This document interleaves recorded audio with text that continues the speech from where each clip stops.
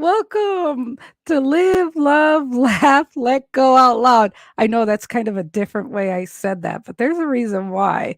I'm so excited about my next guest, Michelle Mackenzie. I have a little intro here and then she'll be right with me. So stay tuned.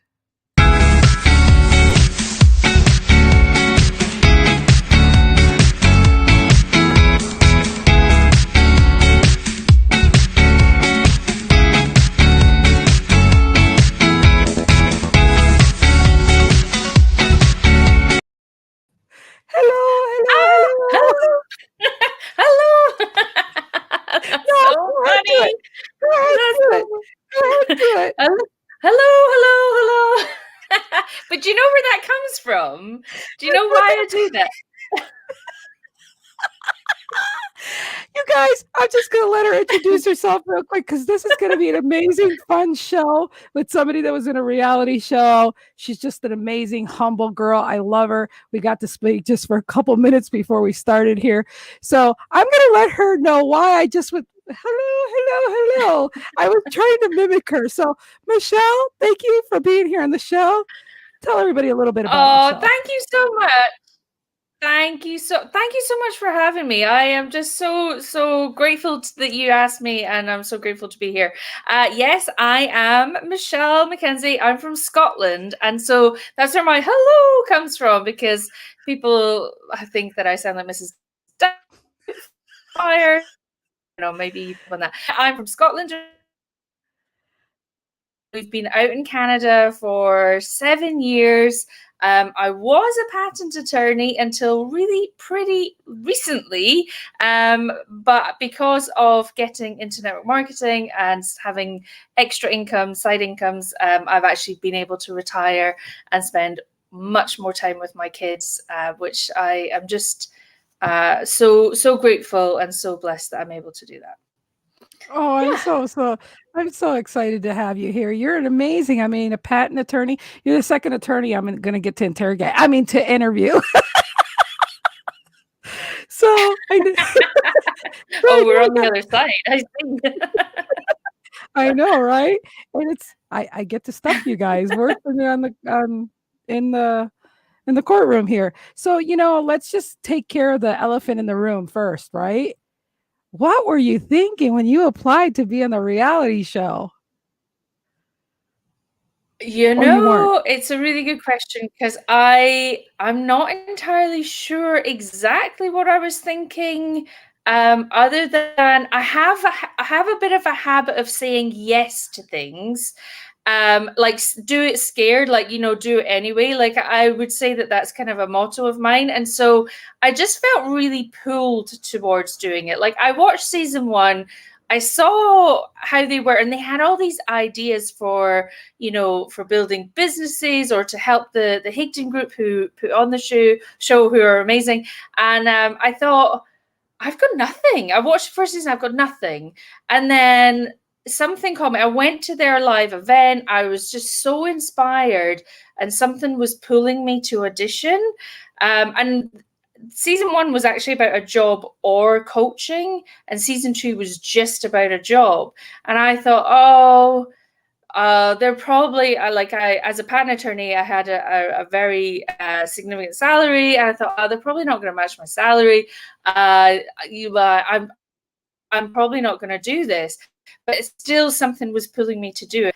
And I was on the airplane on the way there, thinking, what am I doing? Why I have no business doing this. Like it's going to be out there for everyone to see. Like what? But by that stage, I'm on the airplane. I'm like, well, okay, I'm on my way, and I'm just going to do my best, and what will be will be. But I think it was about, there was some pull for me to go and do that. So I'm very, very grateful. It was an incredible experience. Absolutely insane. It was like deep coaching, deep business coaching, and therapy all wrapped into one. So Aw, it was and incredible. Charisse, that's so sweet of you to say. That's right. Congratulations. Absolutely amazing. You deserve to win. Yeah, she's very humble too. I actually watched the Oh, episode this morning because I just knew how humble she is. So, um, okay, how has your life changed since winning season 2 of Play to Win? Wow, it's actually quite difficult to explain everything that has changed. I mean, I mentioned before I was able to retire from my full-time career as a patent attorney. I have a part-time job with the Higdon Group. I was also asked to audition for their speaking team, and so these are just, I feel like, incredible blessings. I feel like I really, and I think you could sort of see on the show, I really didn't have a lot of belief in myself. And I start out and I'm kind of like, I'm like a rabbit in headlights. I'm so like kind of shell shocked. And then I kind of slowly build in my confidence. And that's how my year has gone. That, even from the show, I was like, what's happened? And my confidence has built and built to a place where I'm just so grateful, because I didn't know what I didn't know, I guess, and to have the personal growth that I've had. So we actually, when I retired, we sold our houses we were living in Ontario. We've moved to British Columbia. We're just about to close on our new house next week, and so I'm just able to be much more present mum with my kids, which I didn't even really know that was a dream. I was actually the main breadwinner in our family, and so having children, it never really felt like it was an option for me to be stay at home or work part-time and have more time with them. But I'm really very, really very grateful that I have the opportunity to do it now. Michelle, Yeah, it's changed a lot. you're just a beautiful person, and you're just so humbled, and yet you can't help but gravitate towards you. And that's why the people I have on my show somehow have impacted me or have a ripple effect. And you're one of them. And we've really, until right before the show, we ever got to talk. But I think everyone should know that how much they mean to somebody, because I like to celebrate people while they're alive instead of not when they're not here. And we forget that we should be showing gratitude and appreciation and letting people know when we care and we love them. So here you are. I'm so So grateful for you. I'm so glad that we connected, and you're so fun, and I know mm, that we're gonna have fun. So we are. And we're going to talk about living, loving, laughing, and letting go out loud. But before we do that, I'm going to just throw some questions here that people might be curious and give some nuggets. What's the biggest factor that has helped you be successful? And I know you said you've been working on your confidence. So you still, there must have been in your core being of success and discipline, there still must have been that flicker of you had to believe in yourself and whatnot. it's a really funny thing, because like, even getting into network marketing kind of made me realize how kind of little I really did believe in myself, how many friendships or relationships I had where I was always, like thinking, what did they think of me, or that sort of thing.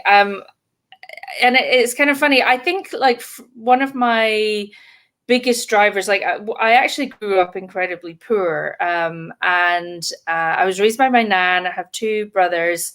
One sadly passed away last year. That's hard. And we were living in, like, four of us in a one-bedroom flat in Edinburgh, and I think that has really been the biggest driver. I just thought, if I just work hard,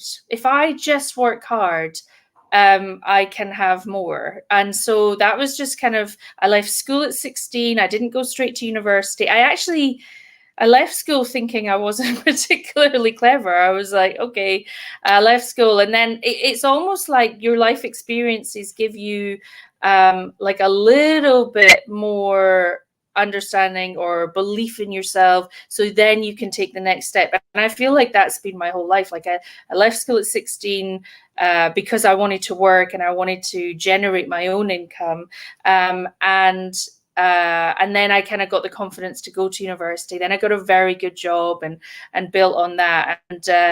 And I think that's the way life goes. Is you have an experience, you learn a little bit about yourself, or you get a bit of confidence, and that gives you something to say yes to the next thing. So You know, yeah, you that's, I you know, Michelle, I would say my realized big, oh, sorry. go ahead. No, go ahead. We got a little delay. It's okay. Sorry. I was just going to say my biggest factor is just about just about working hard. I think that's the biggest factor that Well, has and impacted me. Yeah. talking about working hard, that's one, having consistency that most people procrastinate on. And two was the fact that you had that understanding without action, nothing happens. So you were taking the actions, you were doing the work, and what caught up is your confidence. And that's kind of backwards to like a bunch of us would normally be like, oh, we got to be perfect and we got to think how we're going to do this before we take action. You actually took the action, and that is proof that if you take the action, everything else will follow. So I think I thank you for sharing that, because that's a huge nugget for people to realize that you truly are saying that you were not Uh, confident in yourself, and yet you caught up and realized, wow, you realized the superpower you had to be able to actually have what you want. So that's just awesome. That's just really awesome that it is true that putting the action will get you, even if you don't have your belief system. Surround yourself around people that believe in you, and build on that. But I think that's terrific.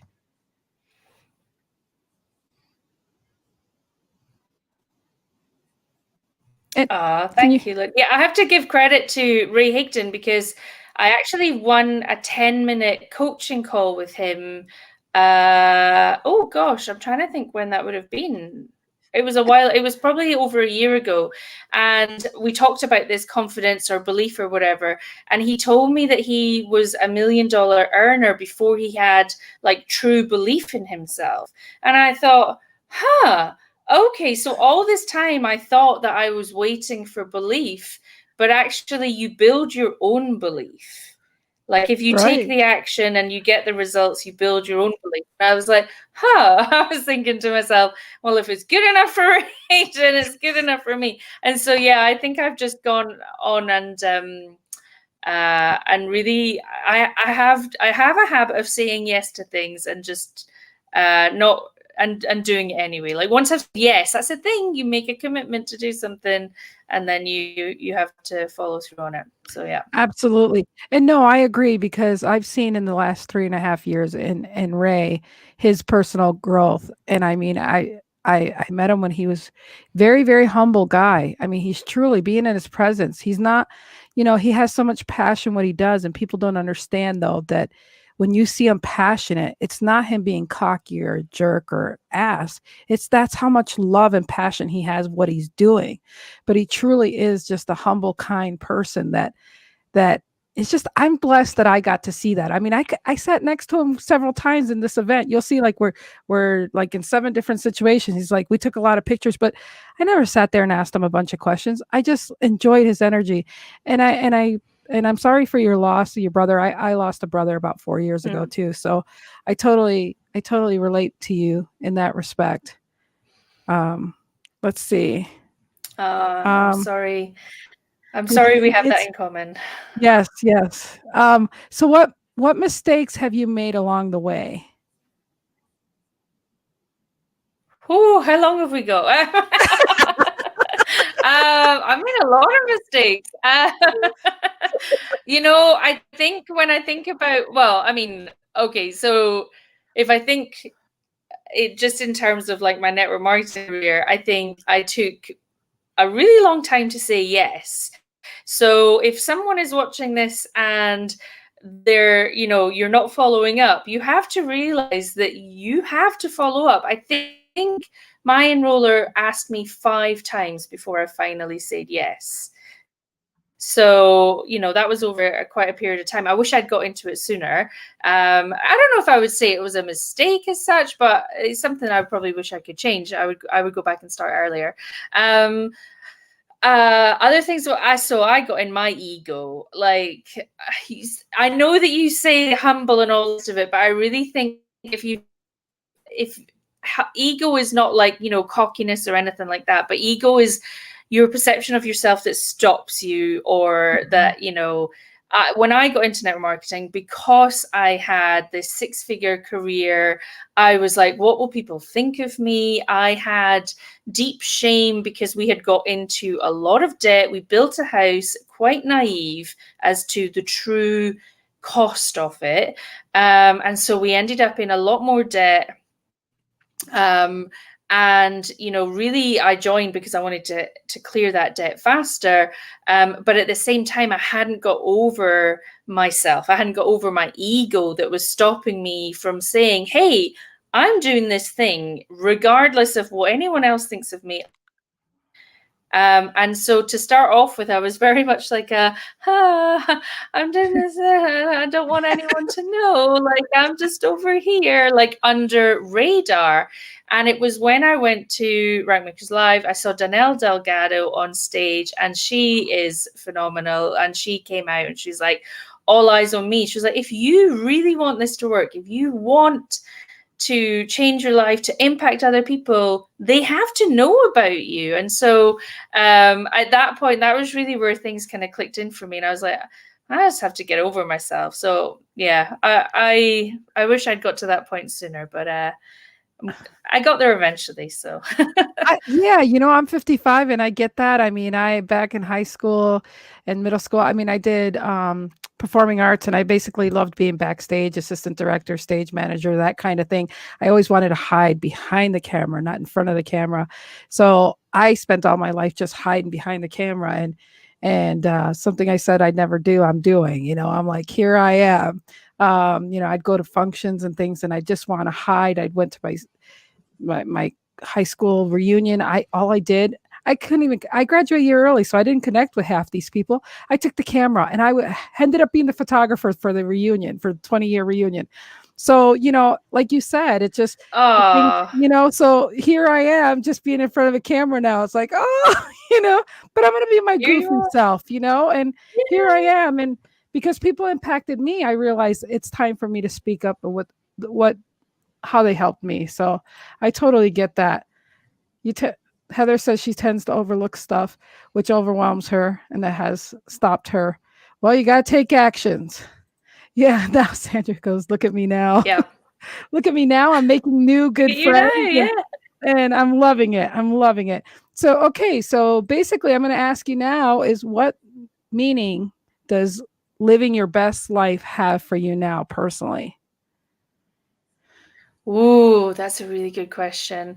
I think for me, a big factor is freedom. Really big factor is freedom. But also, I think being yourself, being true to yourself. So, I mean, it all kind of is encompassing in freedom. It's freedom to have the time that you want, to spend the time that you want. For me, with my kids while they're still young, but also being free from like the expectations of other people. I think for a long time in my life, I was seeking approval from all sorts of different places, from my dad, from friends and things. And when you are doing that, you're not really being free to be yourself. But the thing is, when you are yourself, that's when people really relate to you. And so I think everything is summed up in freedom. Freedom to live the life that you want, but also freedom of other people's expectations. I love that. I love that.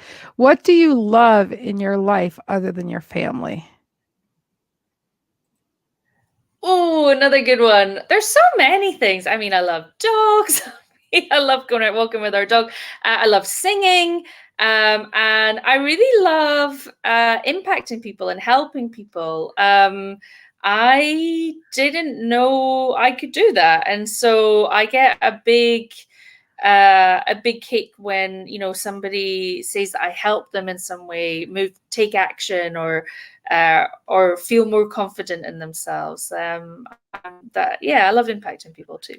Yeah, it's kind of addicting. I mean, in a way that you realize you got to get out of your own self and you get more gratitude helping other people by realizing, hey, if I could do it, you could do it too. So I really, really Believe that. So, what makes you laugh? um, all sorts of things, silly things my kids say.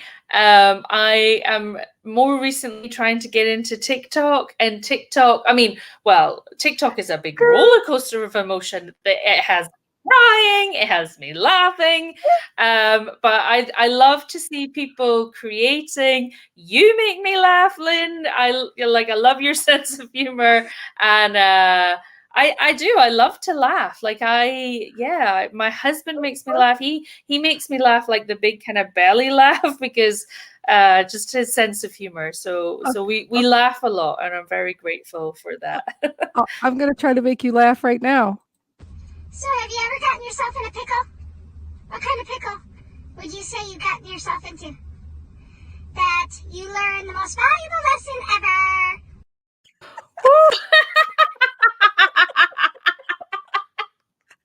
You walked right into that one, sister. Oh my goodness. Oh, pickle. Come on. You can do better than that. Answer the question.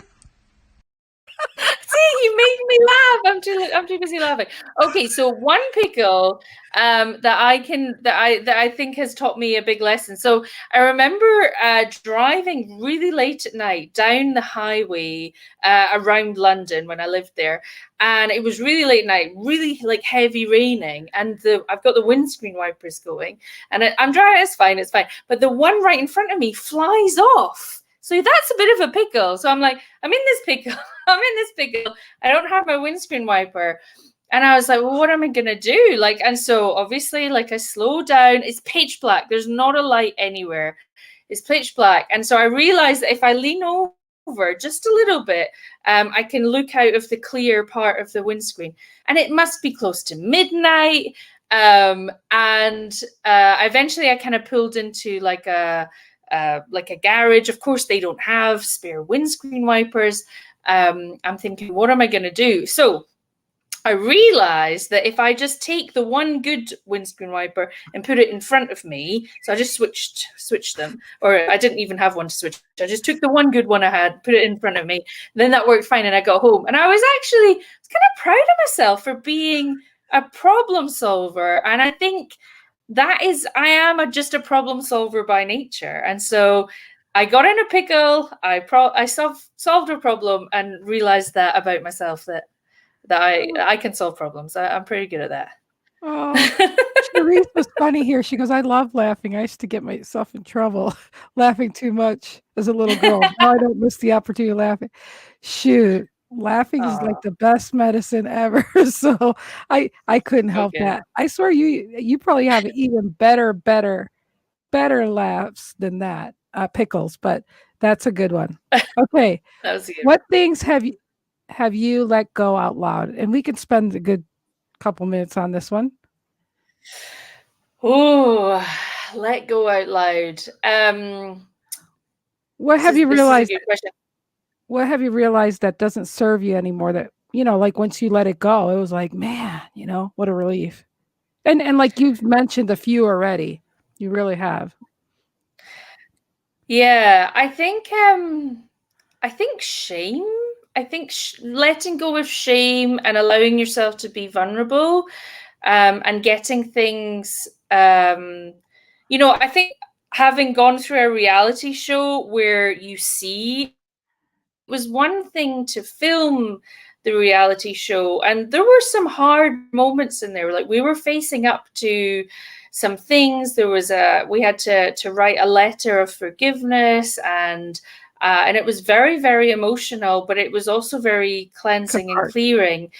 And so sort of since then, I've shared more. I've shared more things that caused me a lot of shame in the past, at the time, but I almost feel like a sense of duty to share some of these stories. It's not like like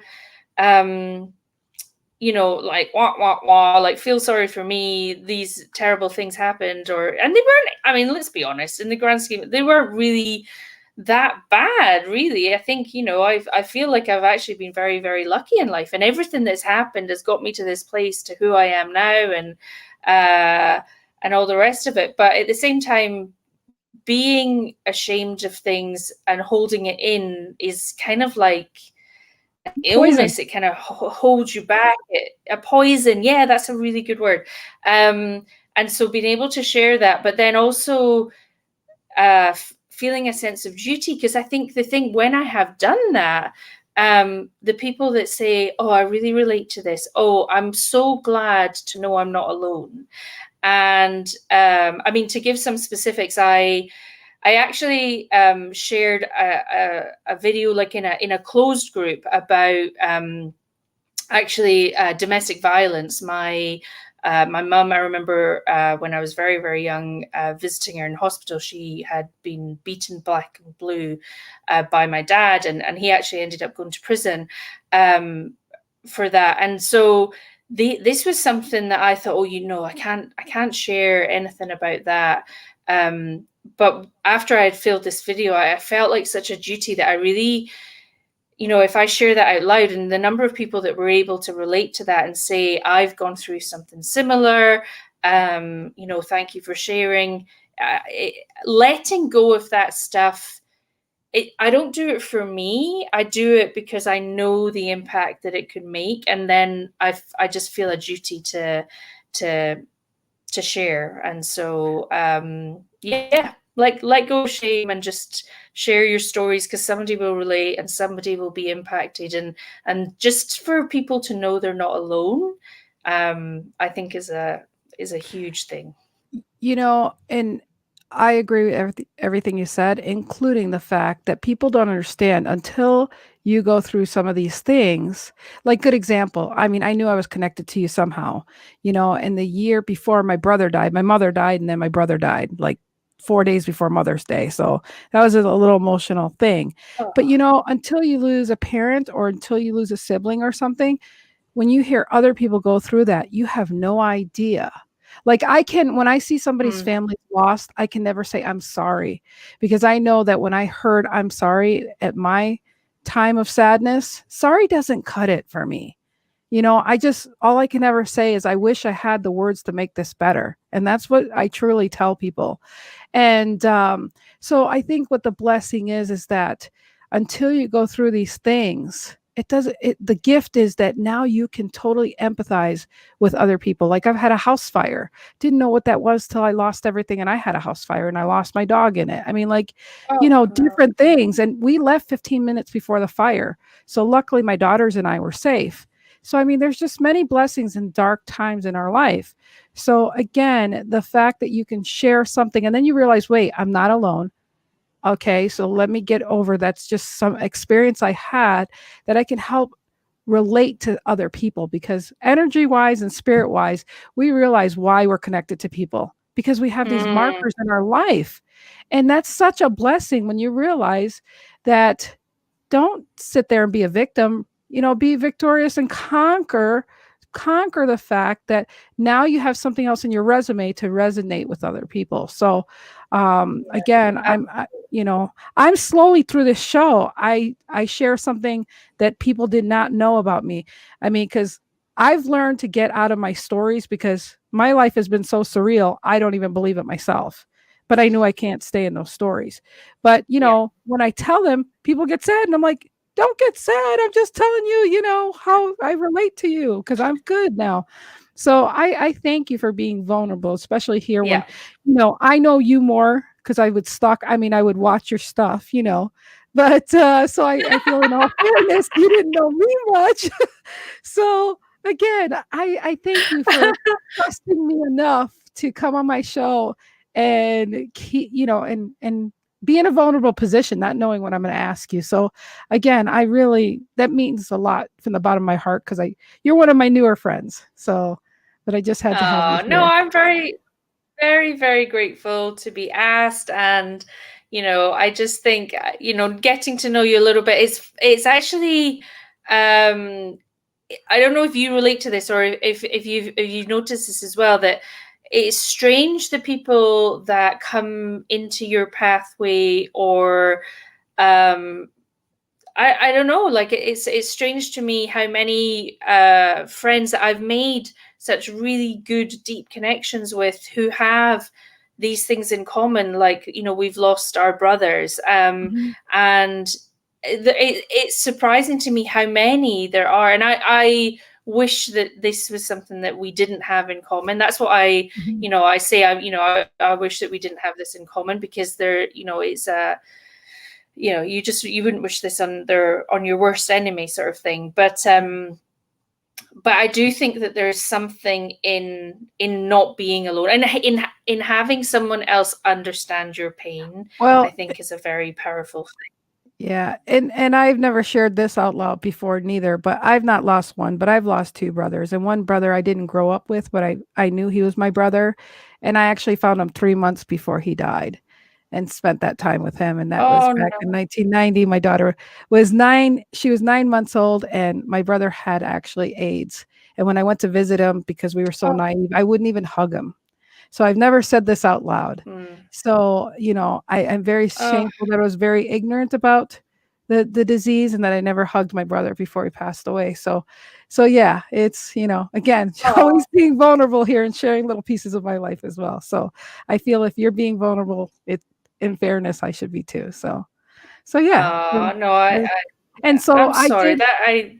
So I did share. I I'm did sorry, I use just that. said I'm sorry, but it's because I'm Canadian now. I'm newly Canadian, and we say sorry all the Yeah. time. So, Well, yeah, I'm just no, that saying it's one of those things yeah. where I didn't even tell people that my brother died from AIDS. I mean, you just didn't talk about that, you know? It was one of those things. But you know, it's part of life, you know. So yeah. So I think when my other brother died that I grew up with, it impacted me even more. So yeah. So anyways, let's go back to having some fun here, okay? Okay. What are your It's a big roller coaster. It's okay. Yes, that's my show. What are your big, hairy, audacious goals? Because I know you have some. Oh God, it's sort of funny that I don't know if you do vision boarding. Yeah. I only just started, like, this is my second year. Last year was my first year, and it's crazy how many of my what were big, hairy, audacious goals I've checked off. And so, you know, going into the new year, I'm gonna have to really go back to that. But you know, I want to impact a lot of people. And one area of impact that I really want to have is in children. And my thought process, I shared it on the reality show. My thought process around this has changed a lot. I think about when I was growing up with no money, and I saw everyone around me get to do things like dance classes and go on skiing trips and all of these things, and we couldn't go because we had no money. And so I just remember feeling like I was a second class citizen. I felt like, you know, other people were worthy of doing these things, and you know, that it just didn't happen for people like me. And one thing that I really want to do is be able to impact other children in poverty. And I know that there are a lot of resources and out there to do that as well. But I really want to impact more children in that way. And it's partly about the activity.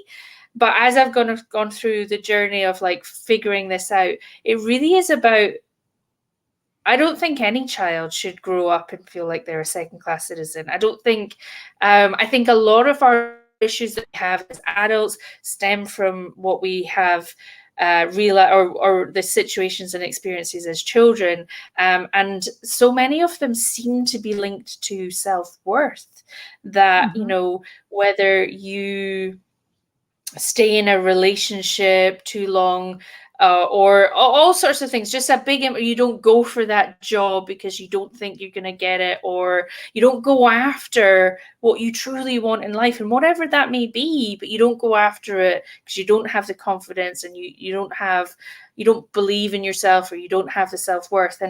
And so much of that stems from children. And so really it's about helping more and more children with their self-worth. So I'm working working on things in the back, and I'm looking forward to launch a program around that. You know what? I really, I love that. Gosh, he's great the way he works. The universe, the way that it works, because my desire too is to be able to help children that feel that way as well. And there's a lot of reasons, because I'm Puerto Rican and I grew up in a predominant white neighborhood, and because my name's Serrano and not Gonzalez or Hernandez or anything, I didn't get segregated with the other Puerto Ricans. And so I realized how, they just treated you like you're scum of the earth for being Puerto Rican. And that's in Long Island, New York. And but the thing is I think children should be brought up with the fact that whatever they're innately into, they should be given the gifts and the tools to, like, I was really into writing. Even though I was dyslexic and my words would be switched, I just had a passion. I mean, I was writing stuff like K. Rawlings there. I mean, like, I would just be so enchanted in writing, Wow. and yet I was shunned because I would have problems writing things. But long story short, it's just that if kids can be given the gifts that they have naturally and be allowed to go ahead and explore and feel confident, and you coming from a place of knowing how that feels, it takes somebody like that to make it happen. I mean, other people have that feel good, let's do this, but without actually experiencing it yourself, you can't not even have that thriving factor to keep going. And again, that's why Ray is who Ray is. I mean, he realized that it was just him getting out of his own way to do what he did. And I've been able to be like the little crumb in the wall to see him grow. And I was like, man, if he can do it, I know I can too, So I again, it's when you have a voice. And I'll just say this, my brother was a musician that passed away. My daughter's got that gift too. I used to be able to sing. And because of my stomach issues, I have acid reflux. So basically, I lost my voice to sing. But I realized God was saying, Lynn, you're not supposed to use a singing voice. You're supposed to use your voice. So I realized, and I can accept the fact that I lost my singing voice. So yeah, so what makes a person beautiful to you?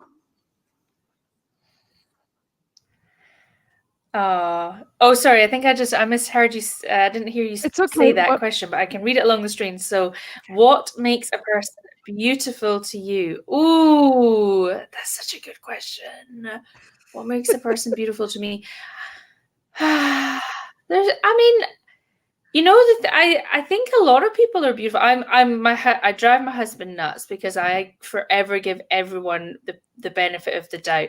Like if we're driving in traffic, this is totally segue, sorry, but if we're driving in traffic and someone cuts them up, I'm like, but maybe they're on the way to the hospital, and I'm like, but I think what makes someone beautiful to me is their compassion and their empathy for other people.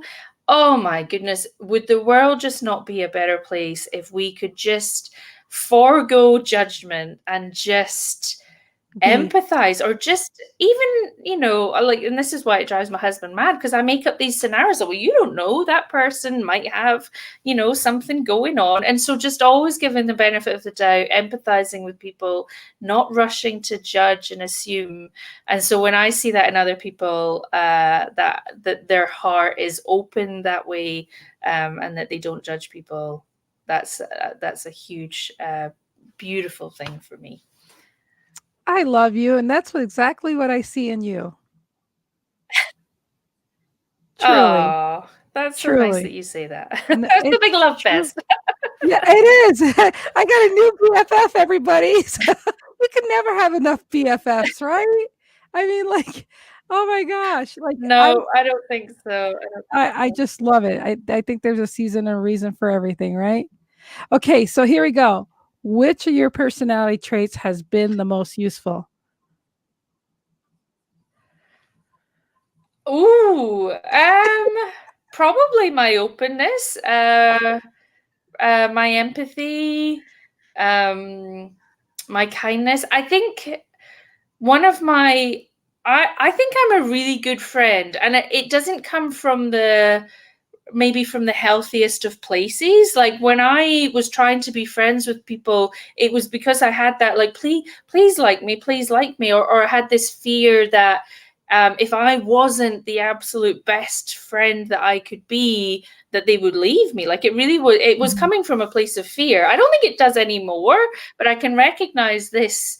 And so it's made me successful in the sense that I think it's just helped me grow. I think it's helped me sort of build friendships that I didn't have before. I mean, honestly, from school age, I was so shy. Nobody believes this, but I was so shy at school outside. Inside my family, I was comfortable, but outside, I was really, really shy. But being able to sort of build friendships, maybe for initially the wrong motivations, but being able to sort of be that person for other people that means that I got something in return, because I think there's always like an exchange in a good friendship. There's always an exchange, and like I said before, like learning that little bit about myself and getting some more belief has just that's helped me grow, I think. So yeah. I've been shy. That's a good question. I've been shy all my life, but yet I realized, you know what? Forget that. This is what I'm thinking. I'm going to tell them, and it's mostly out of a dare or just knowing that I should speak for myself and not let anybody else speak for me. That has like switched that for me. You say, wait, if I don't speak up, who's going to hear? You know. So, okay. So this is just throwing this out there. What's the most impressive thing you know how to do? Oh, impressive. Well, it really depends. Impressive to who? I mean, to yourself even. You really put me on the spot here. I'm really kind of handy. Like, I'm pretty handy. Like if you need something fixed, I like the whole windscreen wiper thing. I'm pretty handy, so like I'm good with some tools and stuff. But impressive, I don't know. I can sing head, shoulders, knees, and toes in Italian. Is that impressive? I don't know. Yeah, maybe sing. Actually, I'm an okay singer. Like I'm no kind of Beyonce, but I'm an okay singer, and I love it. So it's so impressive cute to other people, but I hear every bum note, so I don't think it's that impressive. But yeah, you're so cute. What's taking you the longest to get good and decent at? Oh gosh, probably really the thing that sticks out to my mind is getting over myself. Like I think I was a good 41 years old before I finally got over myself. So I wish it had taken me not that long, but hey, we're here now. It's all good. Girl, I got 15 years over you, so I got the senior part going on now. What's just the most spontaneous thing you've ever done? Oh, I love to be spontaneous. I'm trying to think of like it's kind of which is the most spontaneous. Share them both. Go for it. Oh, just I'm trying to even. You could think everything is really like going on a reality TV show. Kind of was spontaneous in the sense, but there was a bit more to it. I'll probably share like getting speaking at Rankmakers Live 2019, like going up and grabbing the microphone. I'm pretty sure I had to trample somebody. I'm very sorry. I don't know. I think I did. I think I had to trample because I was like, I am getting to that microphone. And this for me was crazy because I'd lost my voice. It's funny you talk about finding your voice. I'd lost my voice going into that event, and I really truly believe now it was like an upper limit thing. And I was like I was like croaky, but it was through that event, through seeing Danelle Delgado. I also shout out Dana McGrady at that event because she was a doctor, professional in network marketing. The first time I saw really somebody like that, and I was like, wow, like I'm a professional and I can do. It was like a big permission thing.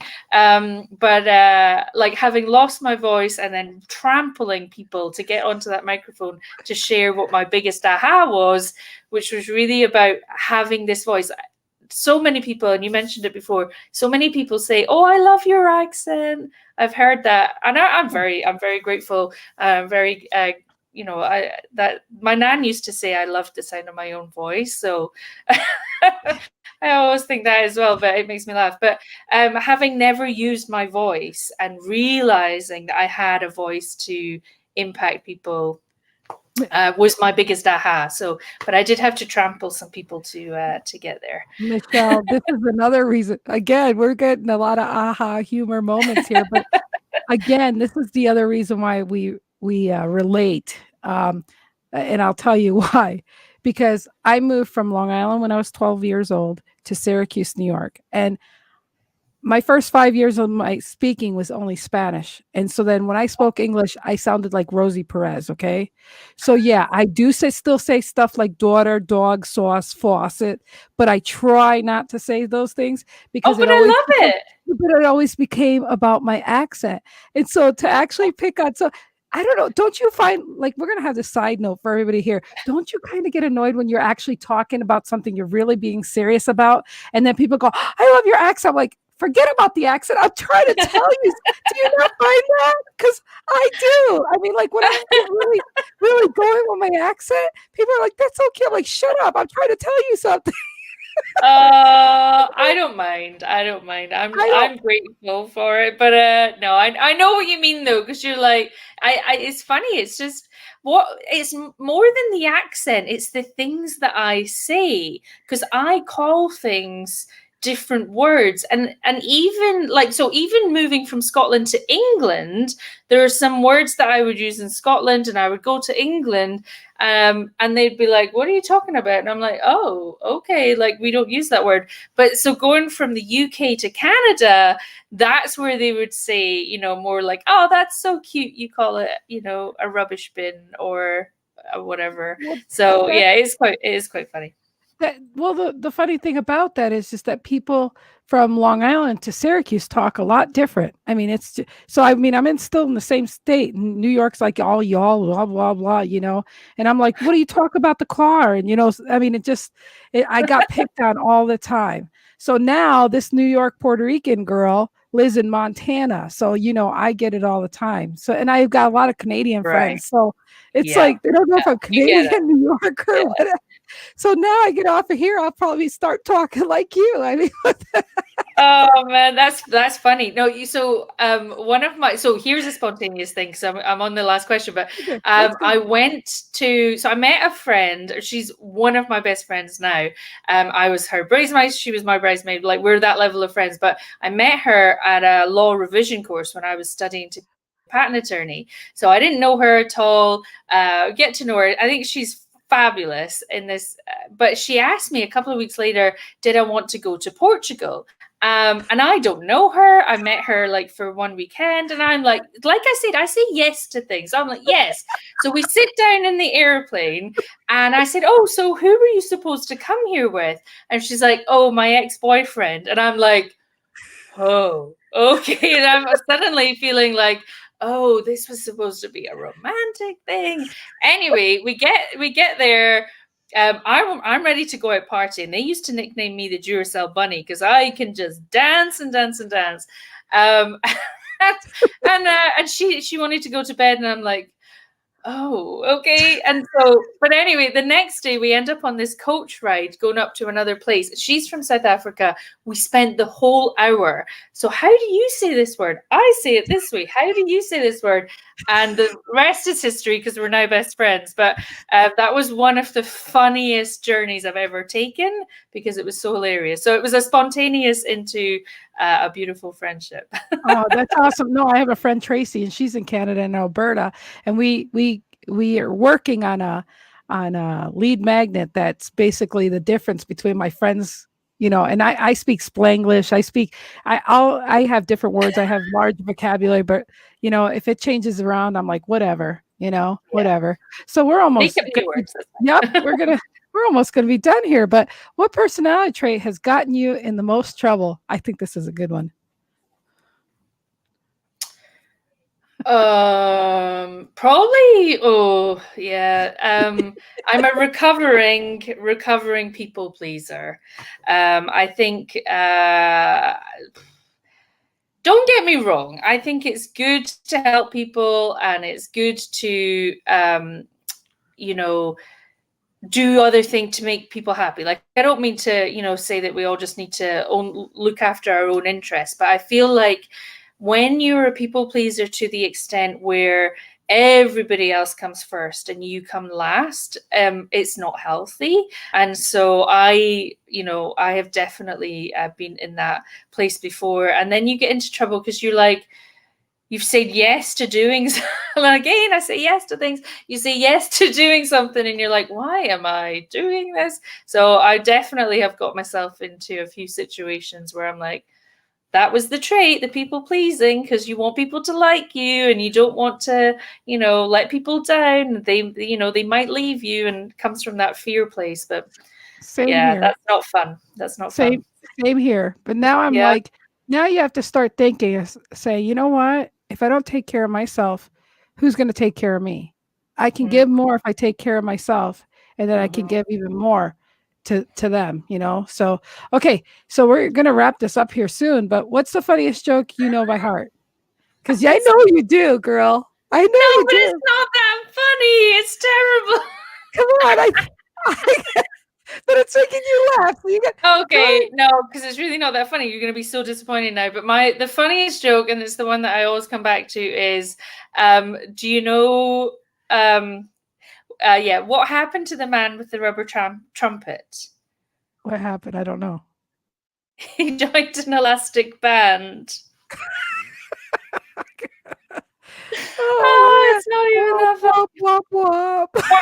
Yeah, I know. That's my sense of humor, though. That kind of very dry, like a play on words, but very like innocent humor. Like, I'm not a big fan of, very much not a fan of any humor where it requires somebody or some like collection or collective to be the butt of the joke. right.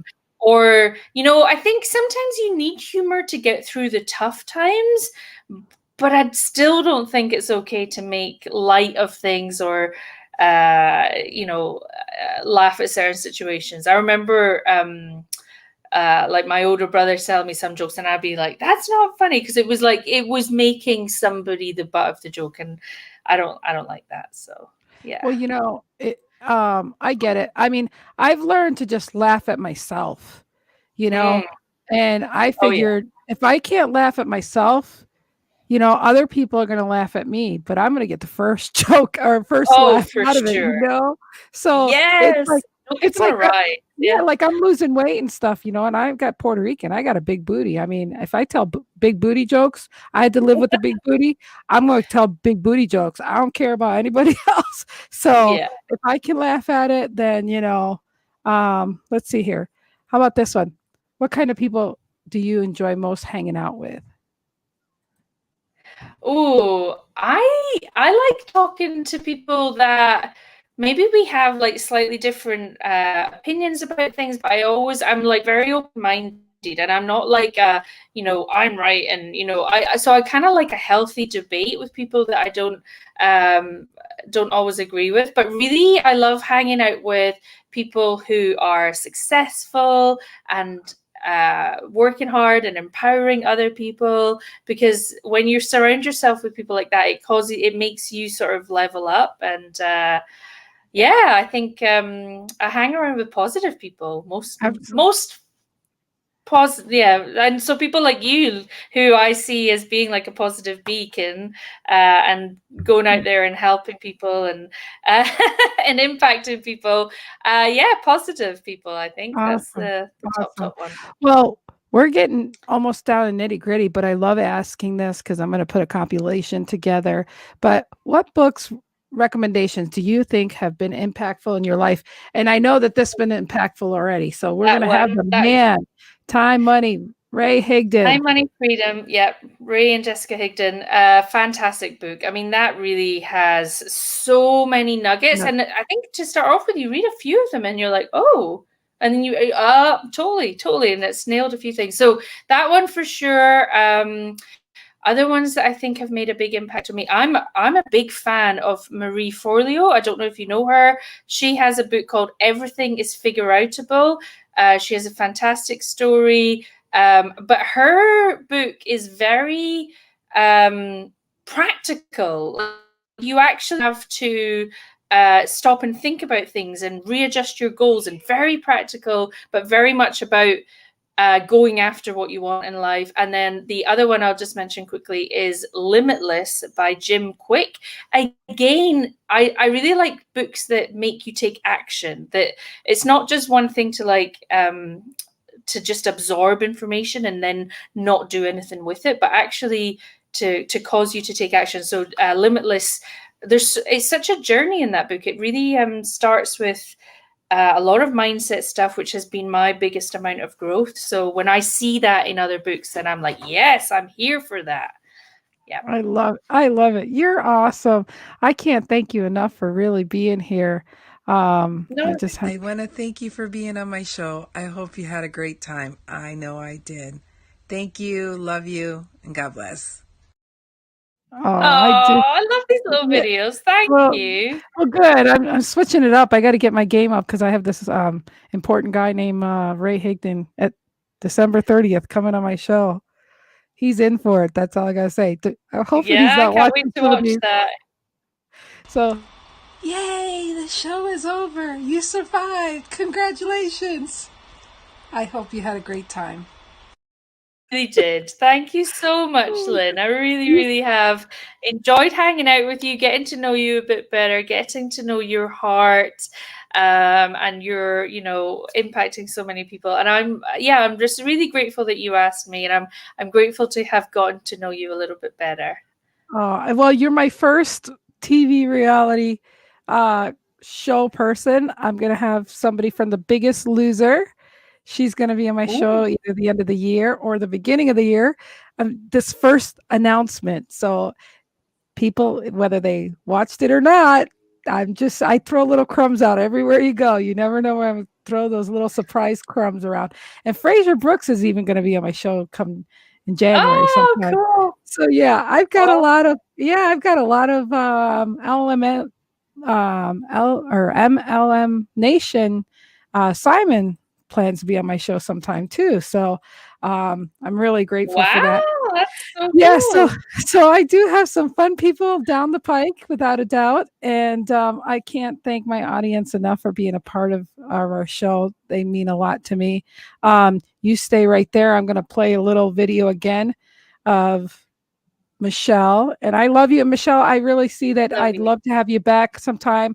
I'm also starting another show with some guy, and it's going to be called Real and Raw, or Real and Raw with Lynn and Brian, and it's going to be down heart relationships and different things like this. And I really would love to have you on that show as well. So you have a good one, everybody. Good. Oh, let me just see the last one. Thank you. Well, you guys have a great day, and I will see you tomorrow. So hold on. Stay right there.